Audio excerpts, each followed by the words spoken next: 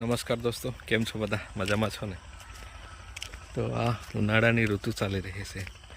અઠવાડિયાથી ઘણી બધી ગરમીઓ પડી રહી છે, પણ ગામડે ઉનાળાની લુપ્ત બધા ઉઠાવી રહ્યા છે.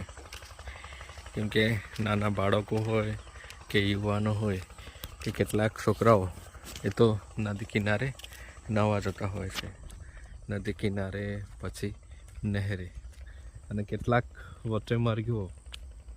અને બપોરનો જે સમય હોય, સવારે તો ઠંડક હોય, પણ બપોરનો સમયમાં એકદમ ઘણા બધા તાપ પડતો હોય છે.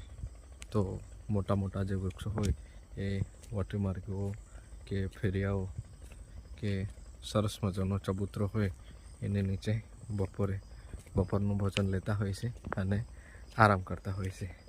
એવા કેટલાક નજારા ખૂબ જ સુંદર લાગે છે. અને